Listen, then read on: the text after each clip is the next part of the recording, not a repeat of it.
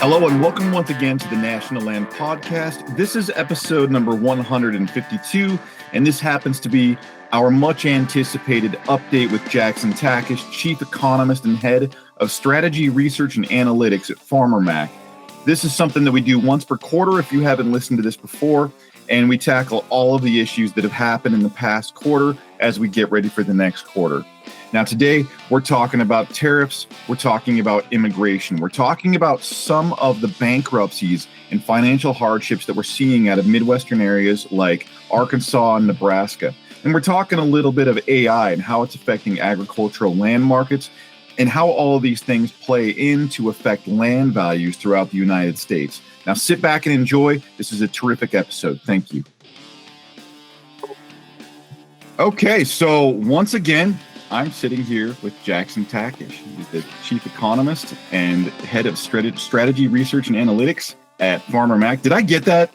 I feel like I have this down to a routine now. It kind of just rambles out. Yeah, that's well, and there's so many words in that title. It's a word salad of titles. But the beauty of it is it all kind of works together. You got strategy, research, analytics, economics. I mean, you know, what else do you want in a job? Like, it's unbelievable. It's the full gamut, and it's fitting, you know, like you're sort of the knower of things, right? So, great person to talk with to. That. The knower of things. I think you should change your title to that. Good idea. Let's a new business card. You know, that could be a whole new thing on LinkedIn.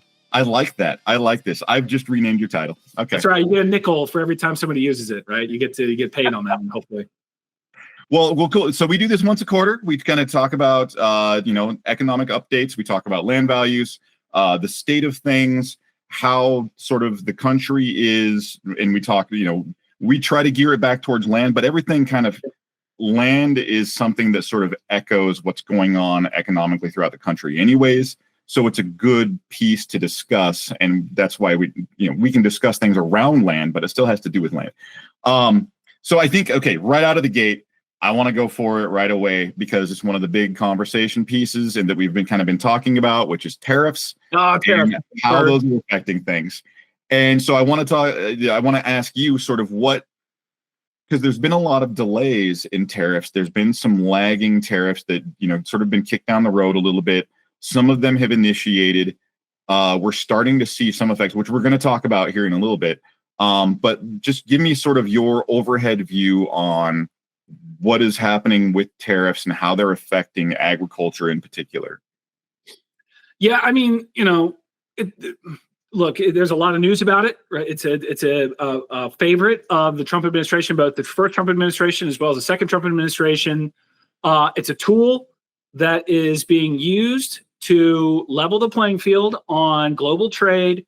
However you want to think about that, whether you think they're rightfully placed or wrongfully placed. That is the common use of tariffs. It's saying like, hey, look, you got two countries, each good at stuff. They make stuff, they do stuff, they do whatever it is, and they want to exchange goods. And if one underprices the other, or if one floods the market with a good, or any number of things that can happen between those two partners, tariffs have been used for 100 plus years to sort of level that playing field. And that's the way the Trump administration is couching them today. We know them in many different forms. They've been published, or talked about by pundits in many different forms since starting in February, but it ramped up in April. Liberation Day, we all remember. It sounds like one of those things like from World War II, like Liberation Day, right? It's a day that live in infamy. But really, ultimately, what it was an announcement of a policy, an approach towards global trade to level set playing fields in what is perceived as unfair practices and unfair platforms of trade, with the backdrop being that we buy more from other countries than they buy from us, right? We have a trade imbalance of goods, and hey, we got to level set that trade balance of goods. So all that is kind of happening, and it really comes down to three buckets, right? So if you're following this closely, if you follow just the headlines, you might say, okay, well, the taxes are up, right? We've raised taxes on stuff coming into the country, and that's what I care about. But when you go a level down, you see there's really three components of the tariffs, and they impact different industries in different ways. There's kind of oldies but goodies, the section 301 and section 232. So 301's unfair trade policy. So that's really what we used in 2016, 17 against China to say, hey, look, you have unfair labor wages and you're undercutting the different industries in the United States. So we're going to slap some tariffs on goods coming in. 232 is more national security, right? So we have industries we want to protect for national security: steel, aluminum, chips, all those kind of things. We need all those for national defense. So we're going to put tariffs on there. Those are each generating about 30 billion. Kind of depends on when you start and stop the counters on those, but they've each generated about $30 billion this year. Huge numbers, right? Those are big numbers of revenue generating. And then the one that dwarfs both of those is the International Emergency Economic Powers Act, which, from the 1970s, right? This is a small a piece of legislation that allows the executive branch to exert more trade-related activities kind of at their discretion when there's an economic emergency in place. And the Trump administration said, hey, look, we got all this bad stuff coming in. We've got, bad actors. We've got drugs or what, you name it. This is a crisis. So we're going to add to the tariff count based off of those powers from the IEEPA. And that's generated about 70 billion, right? So each of the other two is about 30 and that one's 70. Most recently, that one has been challenged in court. In the Court of Appeals, U.S. Court of Appeals has heard that case and said, hey, we agree with the plaintiffs. So that's going to the Supreme Court. So that 70 billion is the one that's really right now got a few question marks surrounding it. Like, what are we going to do with this one? And that's the one that gives the president more general powers. So you think about the leveling that playing field. Like if we can't point to a specific national security threat or a specific practice where there's unfair trade, the other category is that economic emergency powers. And that, it's a kind of a 2-for-1 compared to the others. So when you see like 50% being placed on Brazil, that's not for national security. That's not for unfair trade. That's coming under the IEEPA, right? And so those are the ones that might be up for some debate and possibly some pullback if the Supreme Court rules one way or another. And so example wise, with what you're just talking about, that's where we saw the accusation. And I'm not on the end that knows the actual numbers behind it, but the headline behind it is that Canada, the border, that fentanyl was coming across the Canadian border. Yeah. That was the one that was coming across there.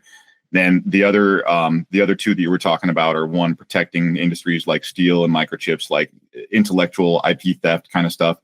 And then the other side of you don't pay your people a whole lot. Therefore, your production doesn't cost very much. We actually pay our people and we have to protect our people. So since you're undercutting by not paying people, we're going to put a tariff on it. Is that kind of the three sort of scenarios? Exactly. Or dumping, right? I think that last one is dumping too. Like, you can make 1 million widgets and we're trying to make over here. And, it's not fair that you just dump them in there and lower the price, like solar panel components.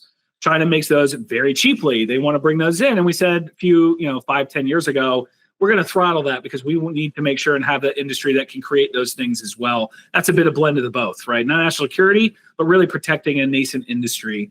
232, that's an interesting one. The national security, that is impacting the cost of farm equipment. So steel, aluminum, these are components of things that we ride around on and harvest things with and plant things with. So that's really putting a lot of pain on implement dealers, providers, builders. You look at John Deere's financials, right? Some of the other big iron dealers have had some struggles with profitability, and that's getting passed through. I mean, you think about if you increase the price of something, that generally makes its way back to the buyer of that in some form or fashion. And so the cost of machinery likely to continue to be pushed up by some of the additional tariffs placed on steel and aluminum. I look at some of the IEEPA activity, and I look at retaliatory tariffs or the lack of buying, just flat out lack of buying from China soybeans. Those two are not unrelated. We look at how much potash we're going to need, how much nitrogen, how much fertilizer we get from Canada. It wasn't a big deal in this past growing cycle. We imported most of that prior to some of these tariffs coming into place. Different story in the 26 crop. So as we start to prepare for the 26 crop, those costs are likely to continue to increase because we got about a 25% tariff on many of the components that go into that. We import, I want to say it's something like 75 or 80% of the components of fertilizer from Canada. And so if those tariffs stay in place, that's going to be a big increase come Jan, February, March, as people are thinking about buying and lining up their inputs for the next crop year. And that's it's stacked on top of the cost of inputs that we saw from going all the way back to COVID, right? Like during COVID, you had the whole world slowed down on supply chain, and the cost of transporting goods shot through the roof, and fuel prices changed during that time. Inputs shot through the ceiling, and COVID ended, sort of maybe started to taper down a little bit, and now we have tariffs where that's going to impact. It's going to have a whole new impact on what inputs cost moving forward. And not a whole lot of let off on the cost or overhead of producing agriculture, right? I mean, this is one thing after another after another. Is there relief in sight, or is this tacked on top, or is it going to be sort of the same as what we saw in COVID numbers wise? I mean, because we did taper off kind of after COVID a little bit in the price of inputs, but I mean, it's hard for companies to relinquish profits, right? So, kind of a number of things hit, and what are we kind of looking at down the road? Yeah, it's definitely not all tariffs, right? So that I think there's a lot of spin that can be made about how it's the tariffs are one of the reasons why the costs are going up, but it's not the only reason why costs are going up. If people costs go up, right, completely unrelated to tariffs, or if you see the producers of seed technology, right, if they see an increase in their costs, or the seed can generate more yield or more revenue, you're going to see those prices go up, and farmers still benefit, even though maybe it costs a little bit more. They get more efficiency, have to apply less fertilizers, have more resiliency in periods of dryness or of wetness. So on its face, you look at it and say, like, wow, definitely the costs have increased and they're sticking, right? They're kind of sticky, but some of those costs do yield revenue gains. They do have risk management benefits. So it's not as if it's the end of the world just because costs go up. It's the follow-up question is, which cost went up, and can I get some benefit out of it? Is there a way for me to reduce other costs or generate more revenue as a result of that increase? So when I look at seed technology, there's one that's a great example of either yield enhancements or resiliency enhancements that, even though it costs a little bit more money, yields more revenue and it pays for itself, right? So there are things in the cost calculators that are okay to see increases, and they're not going to be the sort of bottom line reducers. But farmers are certainly dealing with a lot of those bottom line reducers, and it's going to come in the form of inputs, direct inputs, fertilizer, machinery, cost of labor, all those things. Hard to get productivity gains out of those. And so it's likely going to be, if you look at the USDA numbers, 26 is shaping up to be even tighter than maybe 25 is looking like. So this is kind of a situation where, if you're involved in agriculture, you have to be really on top of the agricultural technology in front of you, because if the market changes and you haven't adapted to something let's say you haven't adapted to something that has a better yield, you're still using what you were using before, and now your input prices have come up, your yield has stayed the same, you're going to lose ROI, as opposed to those that adapt faster and have gotten ahead of the market and are achieving a better ROI out of their product. Like there's definitely a technology aspect to this. Is there any fear in those markets of adapting too fast to, say, like a GMO situation, that they don't know what's going to happen with that? Like, is there risk with that? I don't know. I'd probably get into the weeds on that, but. Well, a lot of these technologies are well vetted ahead of time. And I'll say it's not all about technology, too. Some of it is practice adoption. You look at regenerative farming practices are certainly getting more attention in the last few years than they did 10, 15, 20 years ago. And these are things that are soil enhancing, that maybe you change how you do something, or do a cover crop, or do a different rotation. Not necessarily a change in your seed costs or seed technology, but what it might do is reduce your reliance on other inputs, right? And so I think there's been more interest, more research, certainly more experimentation in both the technology side, seed technologies, and different insecticides, pesticides, all those kind of things. But also in what practices do we use so that maybe if fertilizer triples in price, as we saw in 2021, when Russia started rolling tanks across Ukrainian borders, fertilizer skyrocketed. And what people said was like, well, maybe I don't have it, or maybe I can't afford it. What can I do different? And I think that's spurring a lot of interesting research right now as well. That's where we're getting like the no-till practice and the regenerative practice that you're seeing in a lot of places, to where preserving nutrients in the soil rather than applying nutrients to the soil is, and just evolving with the times, not necessarily. And yeah, that's a really great example of like, you don't have to necessarily be up on the technology, just changing your practice is sort of.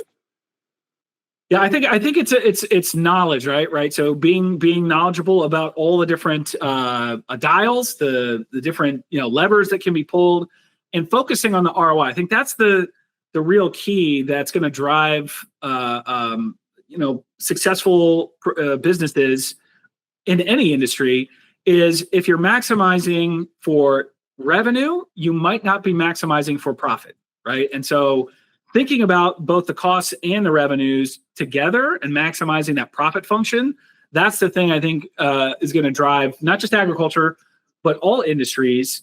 When you think about how do you evolve, how do you change either practices, technologies, the players, how do they change their behaviors, the focus shifting from maybe yield and revenue to profit ROI, that is a really important thing. And farmers have been doing that in this country for 100 years, right? Really focusing on that.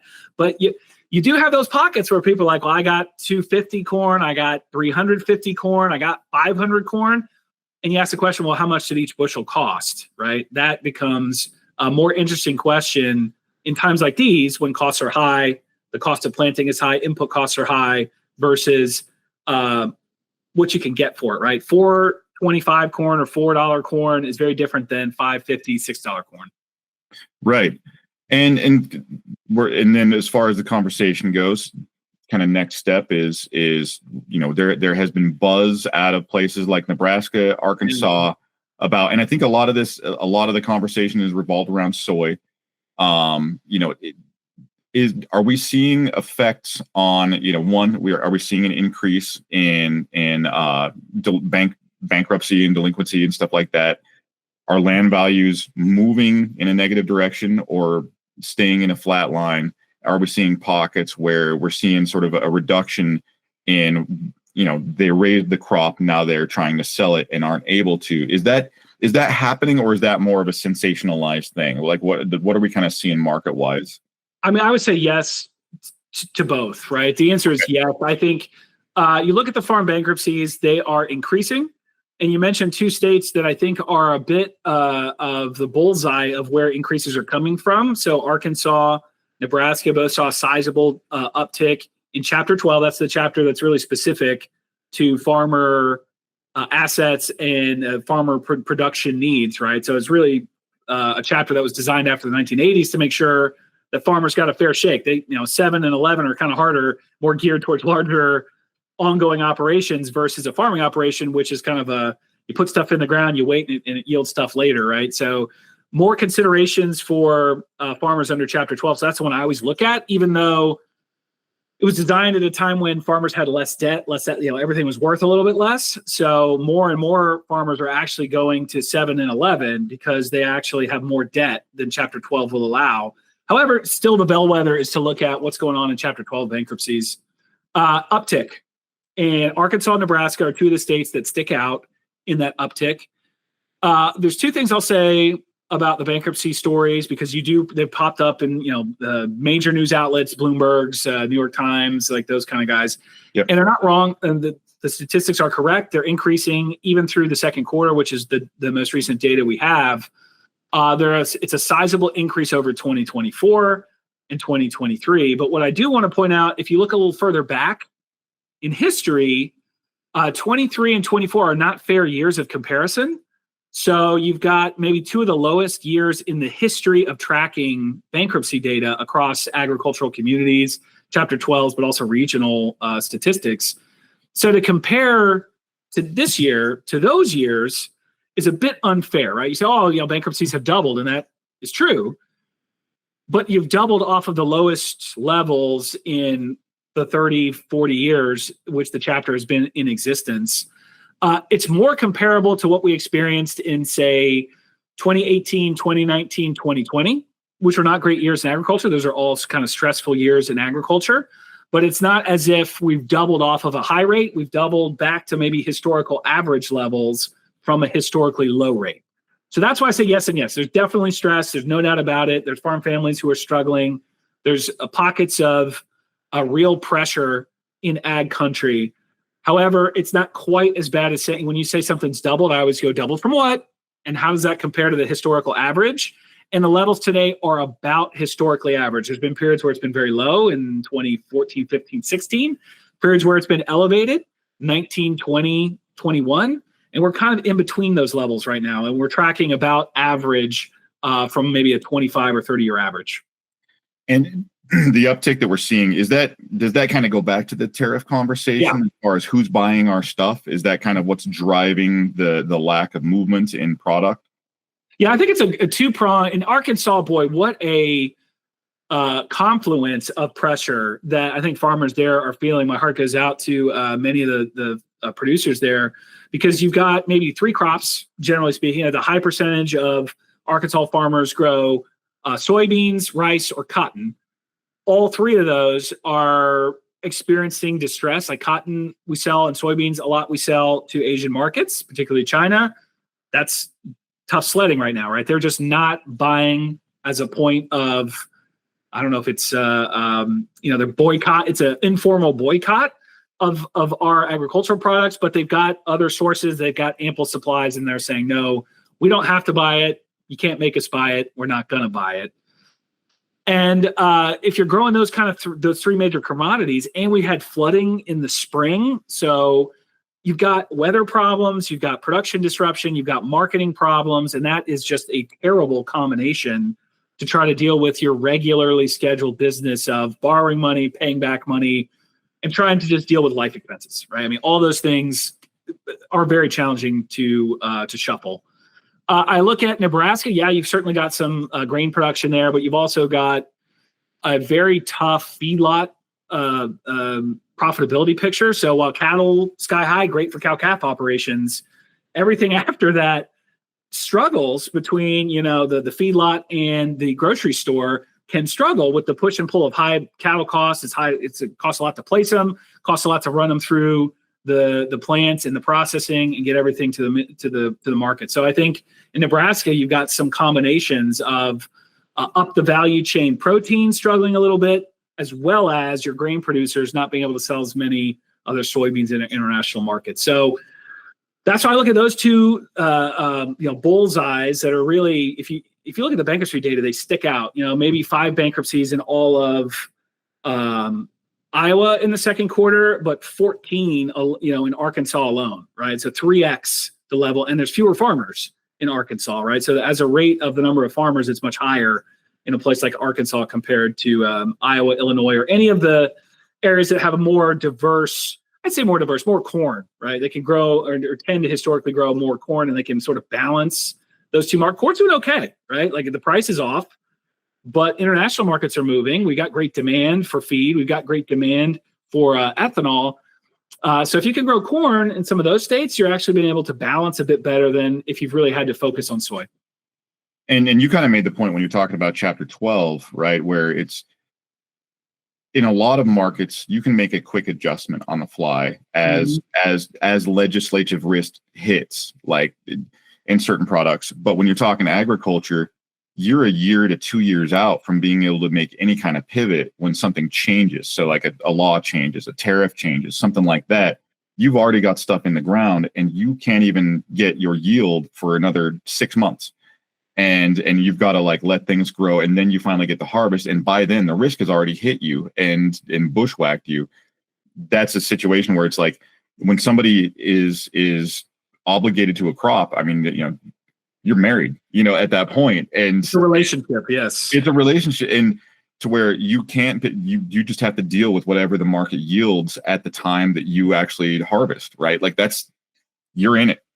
Which, as you said, like the heart goes out. That's a rough situation for those who have gotten into things like cotton and soy, where those things are going to hit. Is there any is there any kind of is there any kind of crystal ball on what we're looking at down the road? It looks like these things are moving very slowly. So it end in sight or any kind of, does it look like they're going to get any kind of parachute or help or anything like that, or sort of where the conversation's headed? Yeah, I think you hear lots of good talk, right? So that's what you want to hear when you're under some pressure, under some stress. You want to know that people are talking about it and trying to figure it out and trying to be there to help. On the policy side, I think you've got negotiators in Spain right now talking about the trade relationship between the U.S. and China. So I think that's positive to get progress. When we saw the big boom of soybean sales in 2018, 2019, that was because of cooler heads getting in a room and saying, well, how do we make both our countries better? And that's certainly a possibility today. So I think there's good, productive conversations happening there. Does that resolve before October? That's where you talk about true crystal ball, right? You got to shine that sucker up and really talk to it. So I don't know on the policy side. I think there's also good chatter in Congress. I'm thinking executive and maybe legislative about, hey, how do we bridge this, right? So we know we've got negotiations happening. We know we're focused on trading partners and finding homes for our exported goods. In the meantime, what do we do? And I know there are lots of articles written, folks in Congress talking to the media. Hey, we hear these problems exist. We're looking at ways to relieve some of that pressure. And so my hunch is there will be some additional financial support. Now, there's also about, I don't know, $15 to $20 billion still baked into the last year's budget, right? So the USDA got, roughly $34 billion of aid to pass out. There's still some of that to be applied for and handed out. So the USDA is actively working on that, getting that money into producers' hands. And a lot of that is focused on weather-related disruptions as well as market-related disruptions. So half of that roughly has gone out the door. There's still half of it left to go. And so I expect some of that will start to hit in September, October, November, December before year end. But I suspect there will be continued chatter about, hey, if market conditions don't improve and farmers can't market the 25 crop, how do we make sure that they can bridge that gap between when the markets start to move, prices start to increase, so that they don't have to declare Chapter 12, right? I mean, that's the goal, is to avoid that pressure and give yourself some time to be healed by more market forces. Yeah, and I've thought about that quite a bit, especially as you and I have been talking, and it's one of those where people outside of agriculture can look at it like, well, they should have just known, they didn't adapt to the market and they planted the wrong crop, and it's like, well, when they planted it, it wasn't such a bad idea when they had that, or maybe they even, environmentally they can't even move to a different crop because of that, and like a lot of what they're doing, they don't have control of in their marketplace and are involved and have to produce.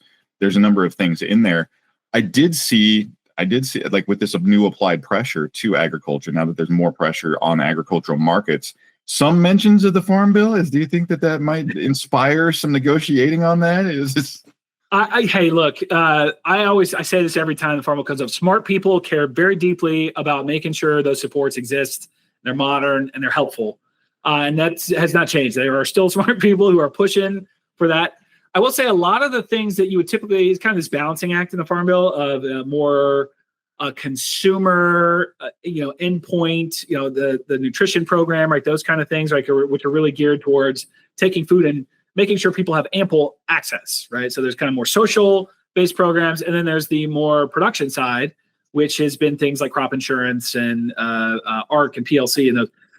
So these two sides kind of balance, and you get people voting for the Farm Bill because it's got a balance of both things. And so you can drag, if you care about the social issues, you get sort of brought along for the production issues and vice versa. And everyone votes yay for production agriculture because it's national security and there's lots of really good reasons. However, with the One Big Beautiful Bill, HR 1, you saw some of those production, maybe more direct agricultural production support programs get a little bit of a facelift. So the PLC base rates, you think about, okay, well, if I'm a farmer and I can either elect to do my risk coverage program or my price loss coverage program, and it kind of sets a baseline rate. If more people are choosing the base rate, and you elevate the base rate, all of a sudden you're looking at higher payouts, right? So that's what, shoring up of some of the risk management programs, as well as the PLC rates for corn, soybeans, wheat, like all the major crop commodities, they all got that faceless rate, which would normally go in a farm bill. And so you look at, well, how much trading is going to have happen? And we saw some cuts to some of the social programs in HR1. So I still think there's plenty to negotiate. There's plenty of good that a farm bill can do. And I'm confident good, smart people are talking about it and motivated to get it done. But it's a very partisan Congress, and there's less weight to the farm bill than there is in, a typical farm bill year. And so if I believe in the passion of people, I say, yes, it's going to get done. If I believe maybe more in the partisanship of Congress, I would say maybe it's not going to get done. So I think that's the balancing act with the farm bill. And I think luckily farmers got a lot of benefits out of HR1 that you would normally see in the farm bill. So fingers crossed for adults in the room when it comes to the negotiating. Always. Landing, always. Yeah, always. Hey, my fingers live crossed, right? For good positive outcomes for ag, for land, for lenders. And I think that's what lawmakers want. They want positive outcomes. They don't want to dictate markets. They want to dictate how markets play out, but they don't want to be picking winners and losers. I firmly believe that politicians are unified in the game of, let's make sure the market works, and let's try to set up rules that protect U.S. agriculture, U.S. farm production, don't disadvantage necessarily one group or another, and promote a healthy marketplace for agriculture. Now, does that always happen? Certainly not, right? Like, it's impossible to have a perfectly competitive marketplace, but I know lawmakers try and they aim for that. And I think that is an important aspect. That's one of the reasons why I work in agriculture. I went through economist school, and I said, well, there's no such thing as a perfect market. I look all over the place. Everything's, influenced by policy. It's influenced by monopolies. There's no perfect marketplace. And growing up in an agricultural community, I kind of looked more closely at agriculture, and I said, you know what? This is actually about as close as it gets. Yeah, there's certainly market failures in different corners of it. But when you think about the combination of supply demand equilibrium, I mean, it works more in production agriculture than just about any industry. And I would gladly debate folks on that one, because I think it really is one of the last few markets that's largely competitive. That's a very good point. And I mean, the supply, the demand's always going to be there because people always have to eat.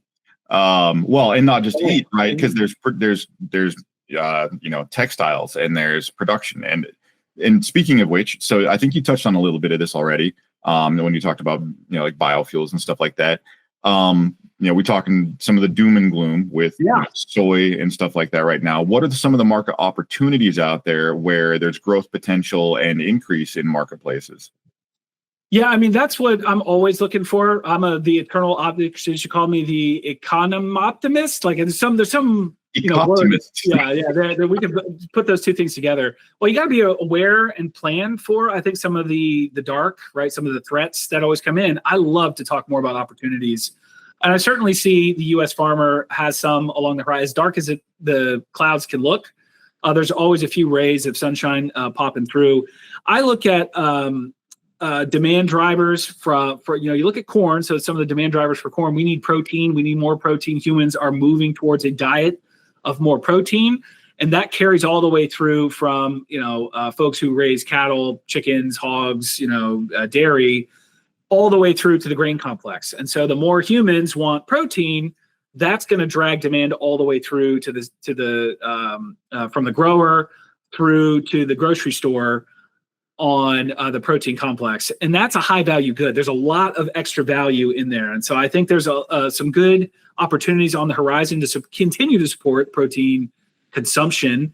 More countries who get more money want more proteins. And that's good news for U.S. agriculture, because we are excellent at producing it, highest quality, best cuts. It's what people want all across the globe. And there's a huge value chain to it.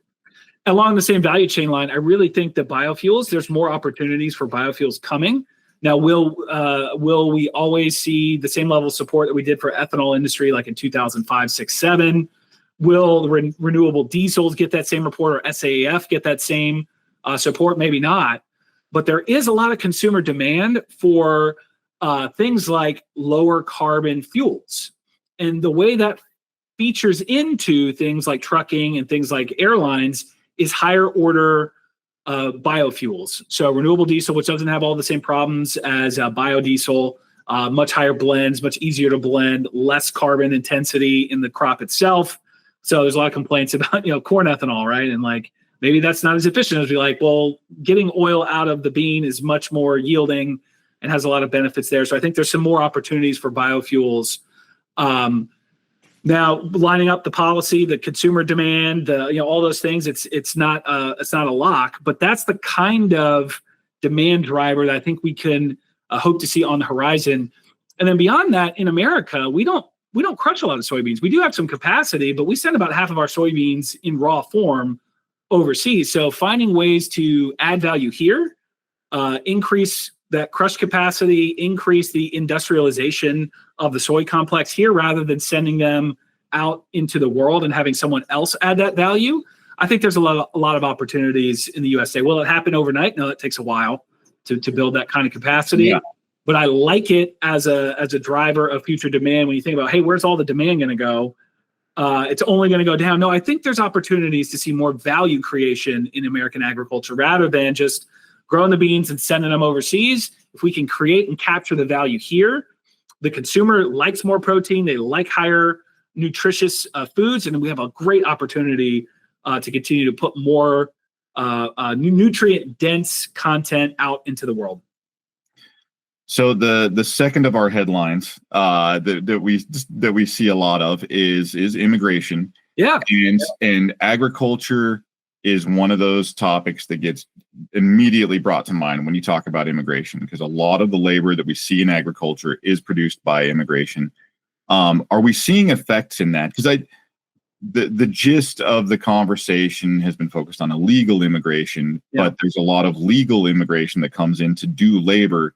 So in that context, are we seeing impact on agricultural markets when it comes to immigration labor? Yeah, I mean, labor's a very important component for the entire food supply chain, right? So it's huge. We talk about land a lot, right? Your organization, my organization, we care a lot about land and land markets and all, everything surrounding land. But you need people to turn products off the land into food, right? So when I look at where is ground zero right now for immigration issues or availability of labor, it's probably not in the corn, soybean, wheat complex, right? That's not exactly super labor intensive anymore. It's much more focused on fruits, nuts, things that do have a little bit more labor intensity, specialty crops, and then anything after the farm gate. So you think about dairy processing, meat processing, all those types of things rely heavily on unautomated manual production, and several of those many employers in those spaces have access to legal immigration, but some do employ undocumented or illegal residents in the United States. And those are the areas that are feeling the greatest pinch. Now, if you go to fruits, nuts, specialty crops, the H-2A program, that's a legal form of agricultural immigration, the special code for agricultural immigration, works really well, right? Because it's seasonal in nature. You kind of bring somebody in for 6 months and then they can go back to their home country, and you can kind of bring back and forth the same employment supply year in and year out. But if you're working in a dairy processing space and you need someone year round, H-2A isn't a great fit. So I think that's where the gap is. Yes, agriculture has access to some pretty great legal immigration options, but only if you're in a seasonal business. If you're in a year-round business, and this is a gap that has been noticed and is, they're attempting to find ways to close it, but expanding H-2A to more year-round food production, I think, is going to be a big leap forward for the agricultural and food supply industries. Today, there's some gaps, and I think there's going to be continued increase in the cost of labor.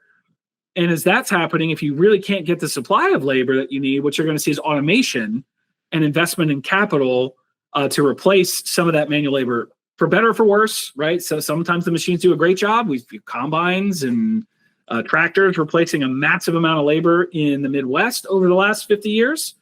Fruits and nuts, it's harder, right? Nuts a little bit easier because, a nut can fall off the crop and survive. But if you bruise up a bunch of peaches, that's less easy to do, right? So I think there's a long way to go for automation and robotics. There's a lot of investment happening in that too, though. If you go out west, go to any farm trade show that involves specialty crops, fruits, vegetables, that is where there's a lot of excitement and a lot of talk in that investment in automation, and AI is a part of that too. Great topic as far as things go. Like the largest impact that everybody is seeing right now in AI is, and I think it's feeding into this heavily. I also think that the what do they call it? The hiring wars during COVID, where people, I feel like a lot of companies overextended themselves in staff and salaries during that time period. Add in AI that has increased efficiency. Are we seeing an impact? Because white collar, honestly, it's people like you and me that are in more white collar roles. They're calling it like the white collar bloodbath throughout the country, where hiring is at a complete standstill. Is it affecting agricultural markets the same way that it is, your typical more like data entry, especially entry level positions, human resources, that kind of thing? Are we seeing an impact there? I think you're exactly right. It's more on professional skills, right? So the lawyers and the economists and, writers are certainly feeling a bit of a pull away. Look at anybody trying to get out of college right now or get out of high school and do some professional work. I have friends who just graduated with data science degrees, which should be very in vogue and in demand. And they have a hard time getting placed because a lot of employers are saying, whatever I can replace, if I can make someone who's got 5 years experience more efficient, the stuff that first year person was doing, that entry level position was doing, can now be done by the person with 5-6 years experience.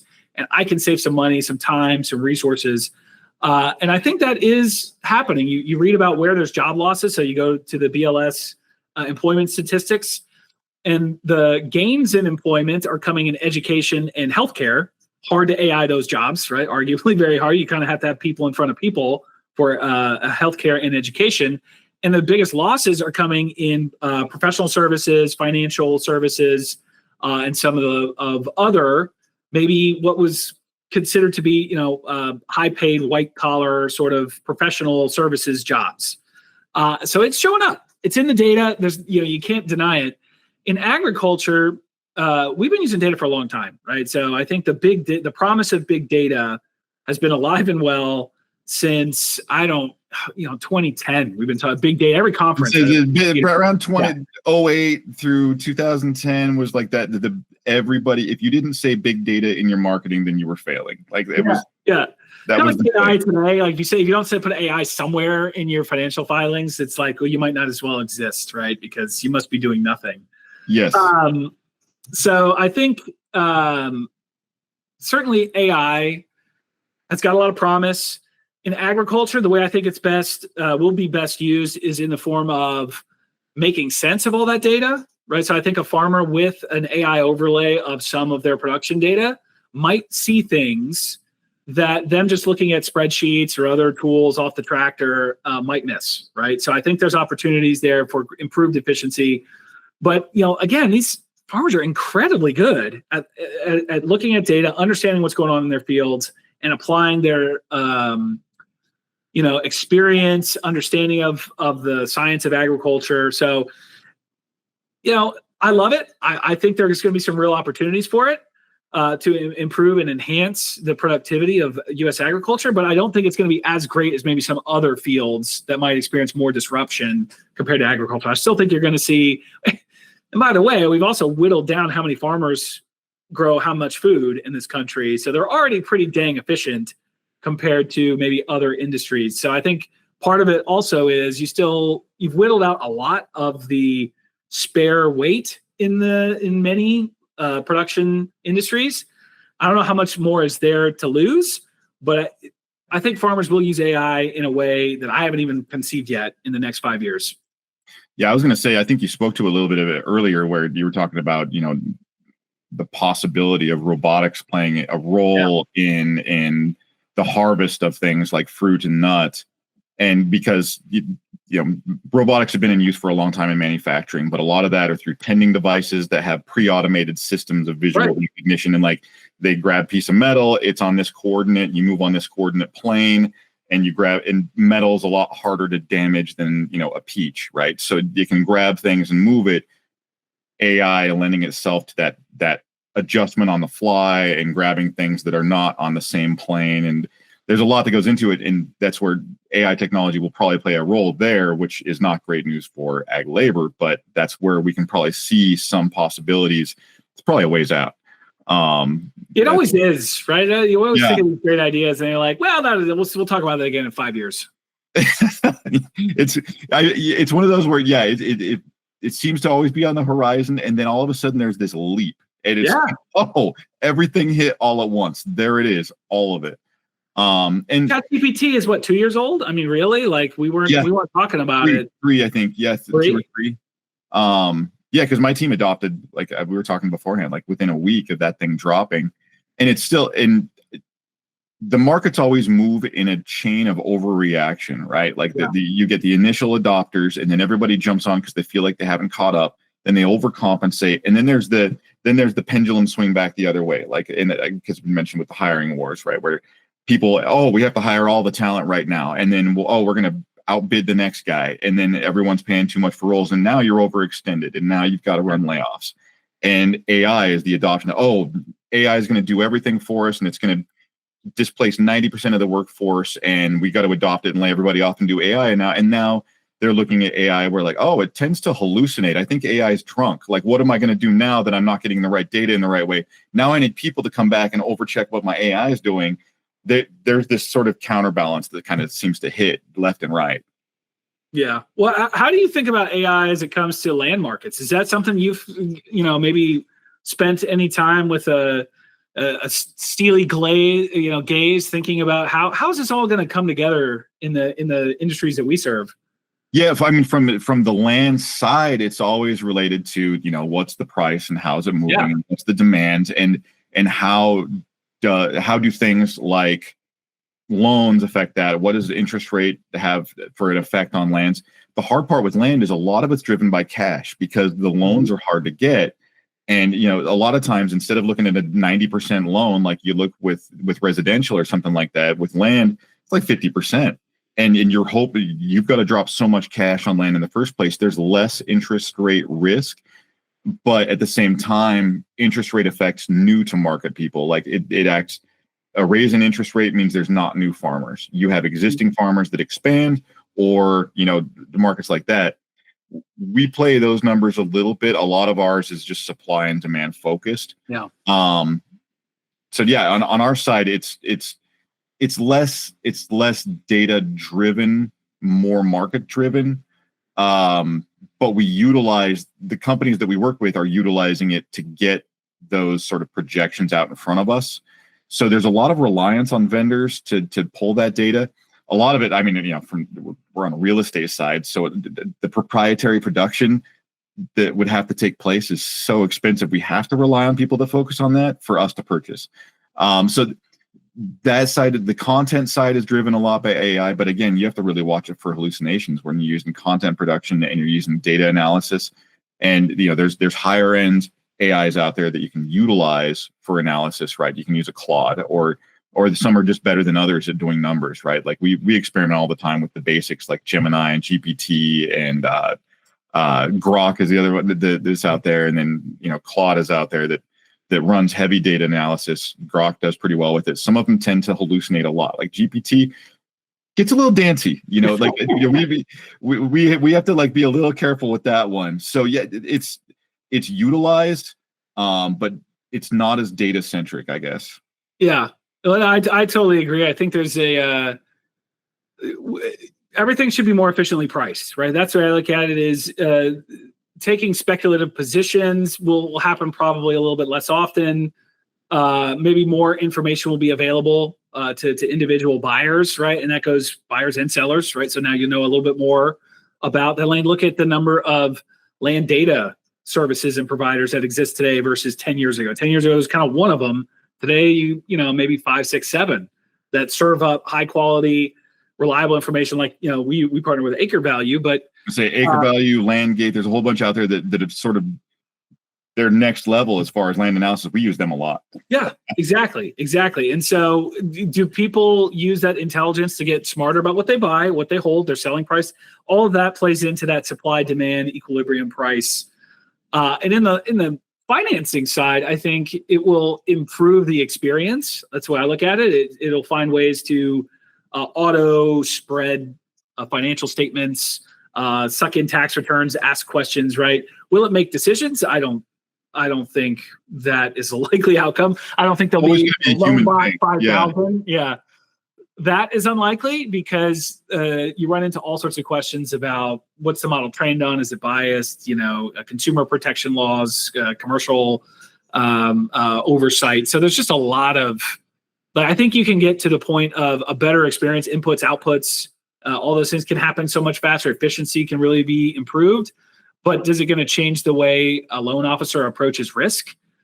Probably not right away, right? That's a longer term conversation about how do you apply the technology to make better decisions, say yes to more things with more constraints, right? Because that's the other thing that we don't talk about much is like, well, it's either yes or a no. It's like, well, actually lending is a pretty big sliding scale of yeses and nos. And maybe that gets more efficient with the use of AI. Today, I think it's probably more of a, how does stuff get into a loan officer's hands faster? AI is great for that. AI can really be a time saver for both the lending team as well as the borrower, the farmer who's trying to get access to credit. Absolutely. And on that note, we've kind of built this giant frame between conversations about tariffs and immigration and technology and stuff. So let's put the picture in the frame. How is everything that we're looking at right now affecting land values currently throughout the United States? Yeah, I think it's a push and a pull. And right now, if you look at that equilibrium of price, the pushes and pulls have largely sort of counterbalanced each other, in my opinion. You've got pockets where in the Southeast, maybe land was undervalued. So you still see upward pressure. You still see money kind of leaking in. If an investor's comparing an acre of land in Texas or Arkansas or Georgia, maybe that pencils a little bit better than an acre of land north of that in the Corn Belt, which has seen rapid appreciation in the last few years. So what I'm seeing is Midwestern land values slowing down, right? So maybe a little bit of a pullback in some places, in some pockets. The southern states are continuing their advancement. So you're still seeing upward pressure in many markets in the Southeast. And then the West Coast, it's kind of a mixed bag of do you have water or do you not have water? So California, the big story, the last, say, 6 to 12 months has been nut prices, huge nosedive in 21, 2, 3. 4, they started to come back. 5, they're bouncing back. So there's some more optimism. But if you don't have water and your land is sinking, because there's a huge portion of that sort of San Joaquin Valley that's sinking a little bit, there's huge divot taken out of values in areas like that. But if you've got water and you're kind of on the upswing with some of your marketing plans, those lands are starting to stabilize and maybe starting to see some upward momentum. So it's really a case this year of where is your land? What are you growing? Do you have access to water? And I think nationwide, USDA just put out their number of something like a 4.5% increase overall.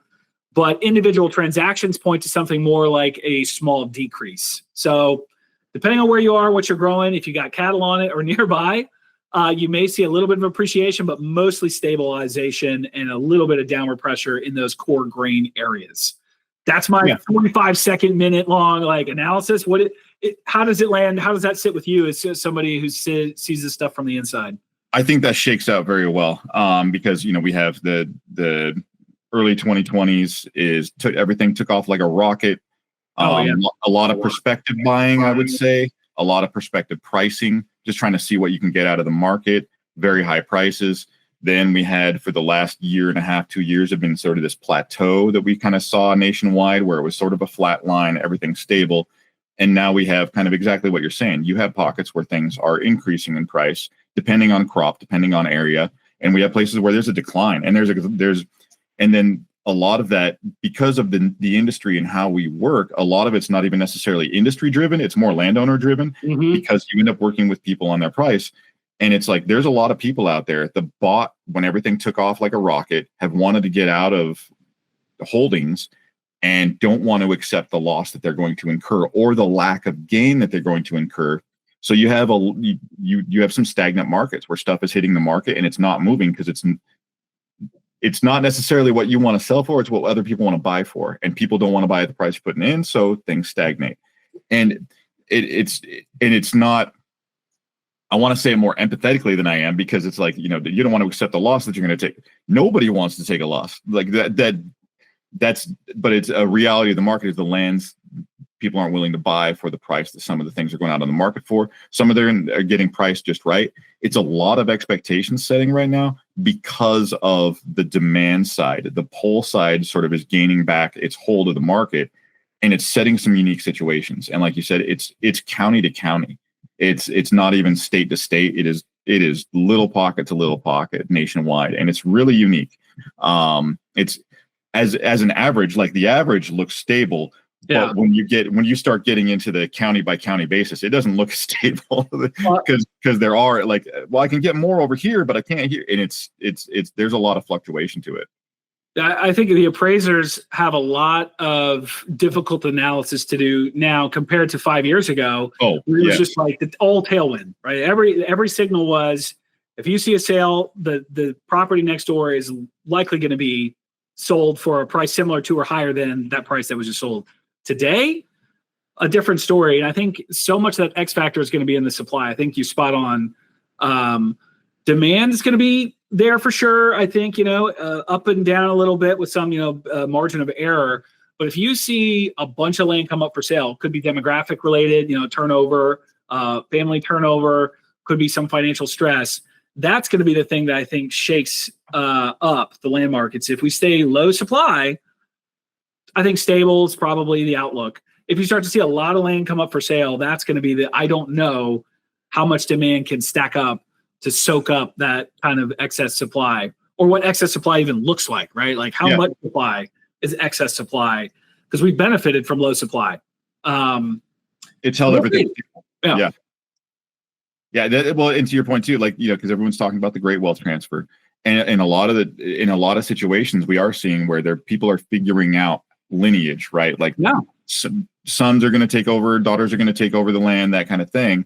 You've got the kids maybe coming into the picture, but to your point, if that doesn't happen, you have a lot of inventory set to hit the market. That could definitely drive things down if it shakes out that way. So it just depends, and that's going to be area specific too. Well, I'll tell. We put out a tool starting this year called the Farmland Price Index. We mirrored it off of the house price index. If people are interested in taking a look at, so that it's semi-real time, it's always a quarter late, right? We can't do anything in absolute real time. Maybe AI will save us there, and we someday to that. Yeah, it would definitely hallucinate. By the way, that would be the minute we put something like that out, it would like make up transactions and say like, oh look, farmland, crazy high, crazy low. But that is something that's really tuned to actual transactions. So it's not survey based. It's not as much as I love the USDA's data series or some of the other Federal Reserve banks put out localized land value data, it's mostly based on surveys. And that's one piece of it. So what are people thinking their land's worth? The other thing is, what are they selling it for, right? So there's thinking and then there's doing. And you got to take both with a grain of salt. And so what I always tell people is look at both, right? When you see the Federal Reserve Bank of Chicago putting out their ag letter and it says land's going down 2% and the USDA say land's going up 4%, which one do I believe? Well, you got to kind of weigh both pieces of data. And the Farmland Price Index is one that we put out with acre value that we think is a balance of actual real transactions as opposed to all surveys. And that's one of the reasons why we decided to put it out there for we were using it like, hey, this is great for us. Maybe others would benefit from it as well. Yes, it will definitely provide a link to that for anybody interested. And yes, definitely check that out for anybody listening. This is a great chunk of information. I have it saved on my desktop. Sorry. I'll put Blaine put that together, so I'll make sure. Yes. About that. No, it's very, very good. So we'll have a link to there. And Jackson, thank you for your time again. This is always great. Love it. Thank you so much. You're very generous with your time, and the information is fantastic. Well, Mike, it's a pleasure. If you keep having me, I'll keep showing up. That's you make the invitation, and I'll always carve out an hour just to chit chat and see what's going on. Careful what you say. Careful what you say. Have a good one. Hey, thank you. Thank you. This concludes this episode of the National Land Podcast with Jackson Takach, Chief Economist and Head of Strategy Research and Analytics at Farmer Mac. You can learn more about land ownership and the buying and selling of land at nationallands.com. Thank you.